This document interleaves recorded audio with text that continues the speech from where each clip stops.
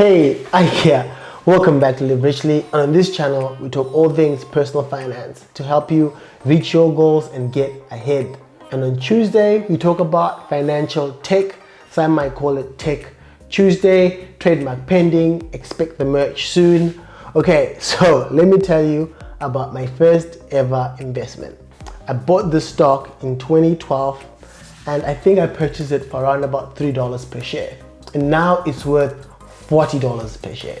That's a crazy 1300% return, and at its all-time high, it reached $73 per share. That's about 2400% return on my very first investment ever. So I still own it and I have invested more, so my average buy price has increased and I have no intention of selling it. But don't get it twisted, I didn't invest a ton into it. And at the time, I wish I had though. I mean, I really wish I had invested more. Probably be retired now. But if this channel gets to 100 subs, I'll share what that investment was. And there's also an interesting story about why this is probably one of the best investments I've ever made that's linked to this one. So if you haven't subscribed, subscribe to hear that story. But this video is not about, my humble brag about how much return I've gotten on my very first investment. It's actually going to be talking about how I made this investment, how I found this investment. And this was actually in the newspaper, the Financial Review to be exact. So in investing circles, there is a saying that goes something like, if you're hearing about an investment in the news, you're probably too late. The smart money has been made. I mean, look at people who were buying Bitcoin at 5 cents a coin before the mainstream media found out about it. They're the ones who are probably selling it now for $40,000. So I think you can still find investing ideas from mainstream media, and social media, in my opinion, is probably the best way to start your investing research and to find investing inspiration and to get your investment ideas vetted once you have an investment idea.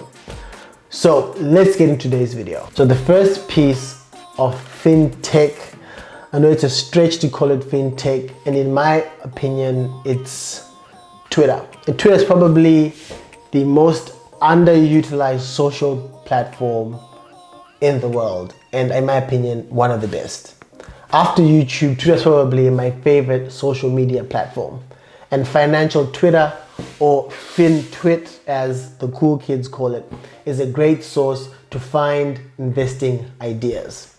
It's a very active, very helpful community, and generally it consists of amateur and professional investors who post their ideas, post their due diligence, post their research, and it's up there for everybody to review, to critique, to vet, to copy, So, and it's free. The best part of Twitter is that you can curate a list of industry professionals and get direct line into how they think, how they view the world, what they are excited for now and in the future, who they are following on Twitter, and so on and so on.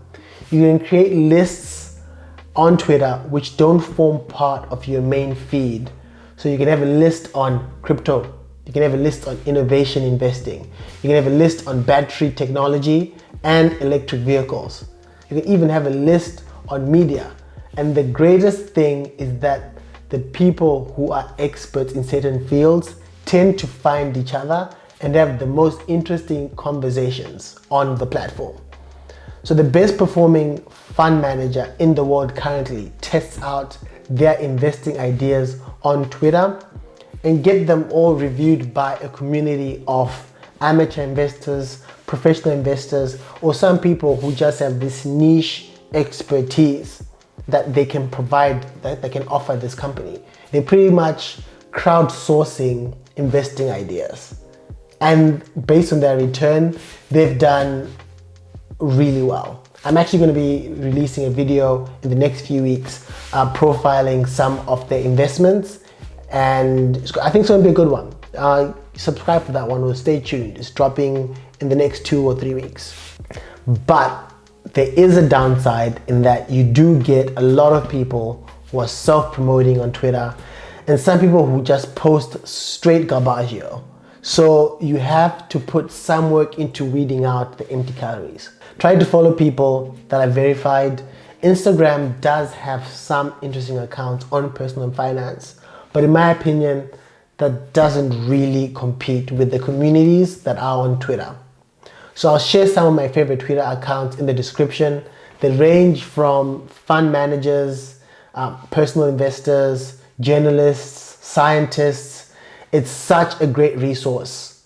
So next time you read an article or a book that you find interesting and want to learn more about a topic, see if you can't find that author on Twitter and look and see what other things they're posting and reposting or who they follow. So right now I'm working on an investment idea that's probably going to be the biggest investment I've ever made in my entire life.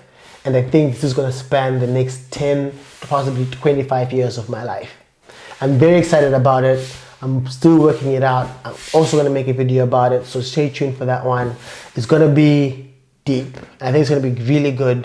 I think it's going to spark a lot of interesting conversation. So yeah, stay tuned for that one.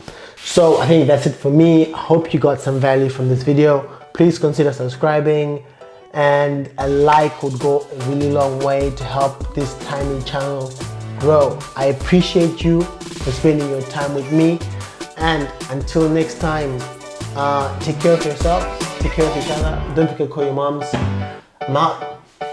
Peace.